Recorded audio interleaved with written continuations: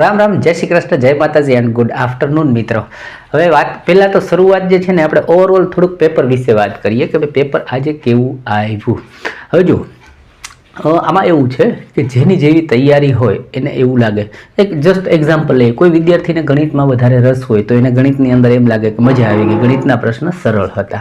કોઈ એવો સ્ટુડન્ટ હોય કે જેને સાયન્સ સારું હોય તો એને સાયન્સ એવું લાગશે કે ઇઝી હતું. એટલે આપણે બધાની વાતો નહીં માનવાની, જેની જેવી પ્રકૃતિ એવું એને દેખાતું હોય, બરાબર છે. એટલે આપણે કોઈની વાત નહીં માનવાની. આપણે ઓવરઓલ પરીક્ષામાં શું આવી રહ્યું છે એની પહેલાં ચર્ચા કરીએ. અને ઘણી કોમેન્ટ હતી કે સર ગણિતના કંઈક કરાવજો, તો આપણે ગણિતના પણ થોડાક પ્રશ્ન જે છે એ મેક્સિમમ સંભાવનાઓ છે અને જે હાલ આવી રહ્યું છે એવા પ્રશ્નોને પણ આપણે થોડાક લઈ લઈએ. તો પહેલાં જો ઓવરઓલ વાત કરીએ ને તો ઘણા બધા સ્ટુડન્ટ એવું કહે છે કે સર એબસન્ટ રેશિયો વધારે છે. જેમ કે ભાઈ 200નો તમારો હોલ હોય કે ભાઈ આ એક્ઝામ સેન્ટર ઉપર 200 વિદ્યાર્થીનો હોલ છે, તો એનું કહેવાનું એવું છે કે 60-70 જણા જ હોય છે. એટલે હું એવું માનું છું કે 40% રેશિયો જે છે ને એ પેપરની અંદર અત્યારે વિદ્યાર્થીઓનો જોવા મળે છે. 60% એબસન્ટ સ્ટુડન્ટ હોય છે.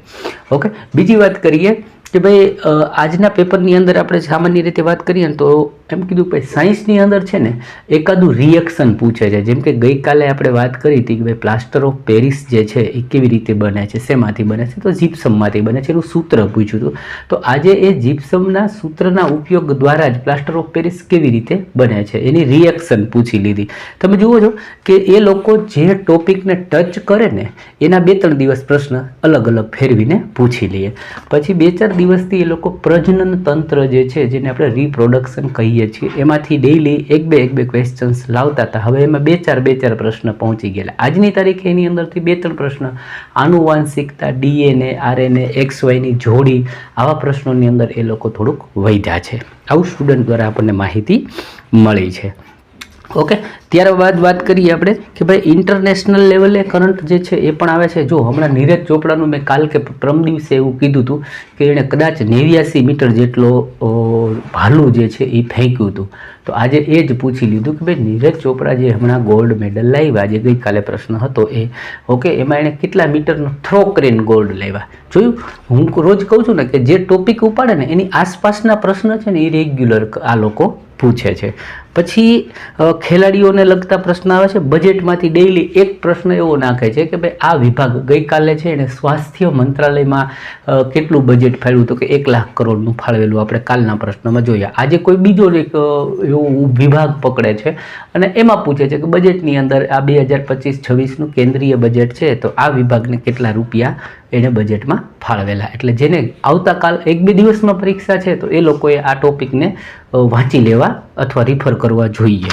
ત્યારબાદ વાત કરીએ કે ગણિતની અંદર જે છે છોકરાઓને શું જોવા મળ્યું હતું કે ભાઈ ગણિતની અંદર મેન્સ્યુરેશનમાંથી 2-4 પ્રશ્ન આવ્યા. પર્સન્ટેજ જે છે લોકોને વધારે જોવા મળ્યું એવું કહે છે કે પર્સન્ટેજનું. પછી રેશિયો એટલે ગુણોત્તર પ્રમાણ, એના બી પ્રશ્ન જે છે રેગ્યુલર આવે છે. તો મેં અગાઉ બી કીધું છે, જો અમુક ચેપ્ટર એવા હોય કે એ મોસ્ટ ફેવરિટ છે, એમાંથી એને પ્રશ્ન ના ખબર, જેમ કે સરેરાશ છે, પછી આપણે ટકાવારી છે, ખોટ નફો છે, લસા ગુસા છે, ગુણોત્તર પ્રમાણ છે, આ બધા બેઝિક છે, પાયા છે કે એનાથી એને પ્રશ્ન. પછી ઊંચાઈ જે છે, હાઇટ એન્ડ ડિસ્ટન્સ, જેનું હું હમણાં આખો કોન્સેપ્ટ તમને કરાવી દઉં અને એ પણ શોર્ટ ટ્રીક સાથે કે તમે આરામથી દાખલાને કરી શકો.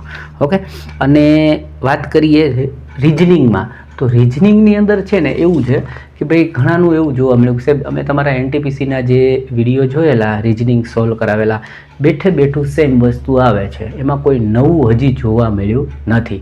તો મારી પાસે મેં લેટેસ્ટ 2025 સુધીનું રીઝનિંગની એક PDF બનાવી છે, પ્રેક્ટિસ સેટ, માત્ર 50 રૂપિયામાં છે. જો આપ ચાહો તો ખરીદી શકો છો, કોઈ ફોર્સ નથી. પણ જો તમારે પેપરમાં એમ કે ભાઈ રીઝનિંગ બધાને એવું લાગે છે સાહેબ એકદમ હલવો છે, કરી શકાય એવું છે, તો જે પોર્શનને આપણે કરી શકીએ છીએ ને એમાં મેક્સિમમ માર્ક કવર કરી લેવા જોઈએ.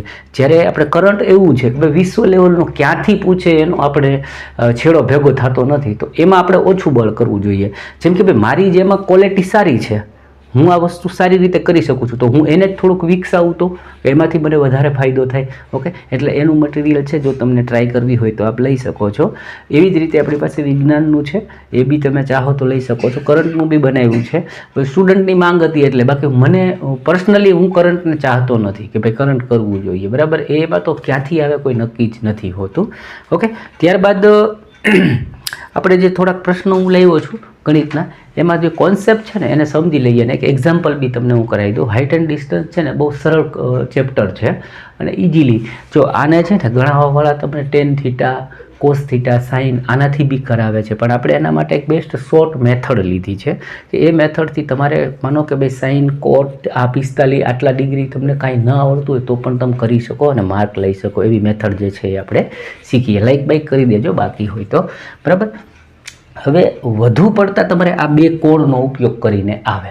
હવે જુઓ આની અંદર તમને પ્રશ્ન પહેલાં કેવો આવશે નહીં, હું તમને થોડુંક ડિસ્ક્રિપ્શન આપી દઉં જેથી કરીને આને તમે ઇઝીલી 5-10 સેકન્ડમાં વાંચતા જવાબ કરી શકો. તમને શું કહેશે કે ભાઈ કોઈ એક ટાવર ઊભો છે, એક્ઝામ્પલ લઈએ તો આ ટાવર મેં ઊભો કરી દીધો.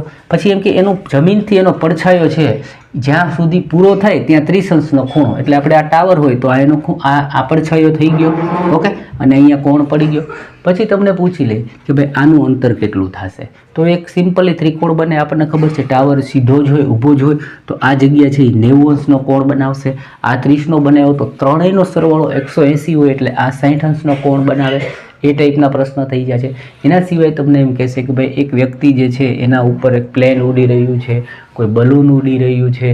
એના સિવાય તમને એવું કહેશે કે ભાઈ એક ટેબલ ઉપર, અહીંયા કોઈ ટેબલની ઊંચાઈ પણ આપી દઈએ કે ભાઈ આ ટેબલ છે એના ઉપર આટલા ઊંચો એક ધ્વજ રાખવામાં આવ્યો છે અને એક દૂર ઊભેલો વ્યક્તિ એને આમ ઉત્સેદ રીતે જોવે છે, એવું ઉત્સેદ કોણ 30નો છે. આવા બધા પ્રશ્નો આપે. ક્યારેક એ બેને ભેગા કરીને બનાવશે. શું બનાવશે પ્રશ્ન ખબર કે ભાઈ એક દિવાલ અહીંયા છે ને એક દિવાલ અહીંયા છે, એ બે દિવાલ જે છે એની વચ્ચે, બરાબર છે, એની વચ્ચે તમને કંઈક કે ગટરનું ઢાંકણું છે, તો દિવાલ એ ને જોતા અહીંયા 30નો કોણ બને છે, દિવાલ બી ને જોતા અહીંયા 45નો કોણ બને છે. આવો પ્રશ્ન લઈ લે. પણ આવો કાંઈ પણ પ્રશ્ન લઈ લે એનો કોન્સેપ્ટ એક જ છે. એટલે પહેલાં તો આપણે પ્રશ્નનો ટાઈપ સમજી ગયા, ક્વોલિટી સમજી ગયા, શું કરવું જોઈએ. તમને માઇન્ડની અંદર એટલું યાદ હોવું જોઈએ કે જ્યારે 30 અંશનો કોણ બનતો હોય ને એની સામેની જે કોઈ માપ છે, હું એને માનો કે 1 કહું, ઉદાહરણ લઈએ છે તો 60ની સામેનો માપ હોય ને 1 અને વર્ગમૂળની અંદર 3 હોય, √3 હોય, ઓકે. જો ખૂણો 45 અંશનો આપવામાં આવે તો 2 45 એટલે 90 થઈ ગયા, 90 એટલે 180ના થઈ ગયા. તો 45 અંશની સામે જો માપ 1નું હોય કે a હોય તો આ 90ની સામે શું હોય, √2a હોય. આટલું તમને કોન્સેપ્ટ ખબર હોવી જોઈએ. એટલે એક દાખલો આપણે નાનકડો ગણી લઈએ એટલે ખબર પડી જાય. શું કહે છે કે જુઓ એક પ્રશ્ન સમજાવી દો કે કોઈ એક ઊંચો ટાવર જે 30 મીટરનો છે, એટલે આપણે કહીએ કે આ 30 મીટરનો ટાવર છે, તો એ આ જે આપણે 1 લખ્યું હતું એનું માપ આપણી પાસે શું આવી ગયું તો કે 30 મીટર આવી ગયું, ઓકે. એટલે આ કોન્સેપ્ટ આપણને સમજતા જઈએ. પછી શું કહે છે, જેનો પડછાયો જમીનની સપાટીએ 30 અંશનો કોણ બનાવે છે. આ પડછાયો જમીનની સપાટીએ 30 અંશનો છેડાઓ બનાવે છે, એટલે આ જે છેડાનો ભાગ છે ત્યાં છેડે 30 અંશનો કોણ, એટલે 30 અંશનો કોણ બની ગયો, ઓકે. તો હવે પછી પૂછ્યું કે તો આ છેડાનો ભાગ જમીનથી કેટલા અંતરે છે, કેટલો દૂર છે. સિમ્પલ પ્રશ્ન થઈ ગયો. તો જો આ 30 મીટર હોય તો આપણે અહીંયા કીધું ને અહીંયા જે માપ હોય એ અહીંયા શું હોય, વર્ગમૂળમાં અને 30 હોય સાથે, બરાબર. એટલે આ એનું વેલ્યુ જે છે એ 30 આવી, 30 વર્ગમૂળમાં 3. આ એ હતું તો a√3 હતું. તો આનો આપણને આ જવાબ આ સીધો પ્રશ્ન વાંચીને આપણે કરી દીધો. કોઈ પણ જાતનું કેલ્ક્યુલેશનની વગર આપણે આ પ્રશ્ન જે છે એને ગણી શકીએ છીએ, ઓકે. એટલે આટલી થિયરી જે છે તમારા માઇન્ડમાં હોવી જોઈએ. એવી જ રીતે તમને 45 અંશનો કોણ લઈને અને પૂછી લઈએ, બરાબર છે, કે શું કે ભાઈ એક જમીન, એક દિવાલ છે અને એને આ રીતે એક ત્રાસી સીડી લગાવવામાં આવી છે, એટલે કે નિસરણી આપણે બોલીએ, સીડી લગાવવામાં આવી છે. એ સીડીનું માપ છે 2 અને અહીંયા કંઈક આપી દઈએ 15 છે. સપોઝ આપણે લઈ લઈએ કે ભાઈ 25 છે, ઓકે. આપણે એમ કહીએ 2√25 જે છે એ નિસરણીની લંબાઈ છે, ઓકે. અને ખૂણો જે છે ત્યાં 45 અથવા તો ઉપરનો એક કહેશે કે એક 45નો કોણ બનાવે છે, ઓકે. પછી તમને પૂછે દિવાલની લંબાઈ કેટલી, તો જુઓ આ એ જે છે એની વેલ્યુ શું આવી 25, તો દિવાલ જે છે તમે 25 મીટર લાંબી, મીટરમાં આપી હોય તો મીટરમાં, ફૂટમાં આપ્યું હોય તો ફૂટમાં તમે કહી શકો છો. એટલે આવો સરસ નાનકડા કોન્સેપ્ટથી તમારો માર્ક જાય તો એ આપણને ગમશે નહીં. એટલે મને થયું છોકરાઓને આ વસ્તુ કરાવી દઈએ. ત્યારબાદ એક જે મને છે, હવે આ લોકો આ પ્રશ્ન લાવશે અથવા તો આવવાની શરૂઆત થઈ ગઈ હોય એવો એક ટોપિક જે છે મને થયું આપણે કવર કરી લેવો જોઈએ. જેમ કે તમને પૂછશે કે ભાઈ આ 19 આપ્યા છે ને એની કોઈ પણ ઘાત આપી દીધી, અહીંયા આપી છે આપણને 300 ઘાત, ઓકે. આને શું કહે છે 20થી હું વિભાજિત કરું. એક થિયરી છે, એક ચેપ્ટરનું નામ છે એમાં શેષફળ થિયરી. આ બધા નંબર સિસ્ટમની અંદર આવે કે 19 ની 300 આપણે 20થી વિભાજિત કરીએ, ઓકે, તો શેષ શું વધશે? હવે આવું જોઈએ તો આપણે કંઈ 19 ને 20થી ભાગવા તો નહીં બેસીએ, લાંબુ 19 ની 300 ને. તો તમારે સિમ્પલ આની શોર્ટ ટ્રીક આપીશું, સમજાવીશ કે 1 સેકન્ડમાં કરી શકાય એવું. પહેલાં તો આ 19 છે ને એને આપણે શું લખી શકીએ? તો કે ભાઈ આ 20 - 1 તો હું લખી શકું, એટલે 19 થઈ ગયા. અને એની ઉપર આપણે એમ કહીએ કે ભાઈ આ 300 છે, ઓકે, અને છેદમાં 20 છે. હવે આટલું કર્યું એટલે આપણને એક સરળ વસ્તુ મળી ગઈ કે 20 અહીંથી ઉડી જાય, -1 ની 300 વધશે. શું વધશે? -1 ની 300. લાંબુ છે પણ જોતા દેખાય એવું. આપણે શોર્ટમાં ચાલીએ કે હવે મને ખબર પડી ગઈ કે આ 20 ને હું કાઢી નાખું, ઓકે, તો 1 જે છે માત્ર 1 એની 300. એટલે આવું કાંઈ નહીં કરવાનું. સિમ્પલ વસ્તુ કે -1 જ્યારે વધે તમારી પાસે, ઓકે, એની પર 300, તો ખબર છે કે ભાઈ માઇનસની જો 2 કી ઘાત હોય તો એ પ્લસ થઈ જાય, અને માઇનસની 1 કી ઘાત હોય તો એ માઇનસ રહે. 1ની ઉપર ગમે એટલી ઘાત હોય. હવે ઘણા કહે સાહેબ આ ક્યાં ગયું, એવું કંઈ કરવાની જરૂર નથી. આપણે શોર્ટ મેથડથી ચાલીએ. આ લોકો પ્રશ્નમાં એવું જ આપશે કે આનો અને આનો બેનો ગેપ છે ને સામાન્ય રીતે 1નો જ આપશે, જે ભાગે, ઓકે. 99% પ્રશ્ન એવો હશે. અહીંયા 19 છે તો અહીંયા 20 છે, બેની વચ્ચે ગેપ 1નો હોય ને તો જવાબ 1 જ આવશે. આની શોર્ટ મેથડ છે. ખાલી આ પ્લસ માઇનસ તમારે જોઈ લેવાનું, ઘાત જોઈ લેવાની.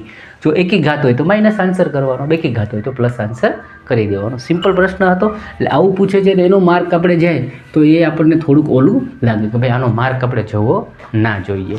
ત્યારબાદ એવો જ એક મેં સિરીઝ કરાવેલી છે, મેં બધું કરાવેલું છે પણ છતાં છોકરાઓની ડિમાન્ડ હતી. જેમ કે એક પ્રશ્ન છે કે ભાઈ 171 એની સાથે ગુણ્યા 172 એની સાથે ગુણ્યા 173, ઓકે.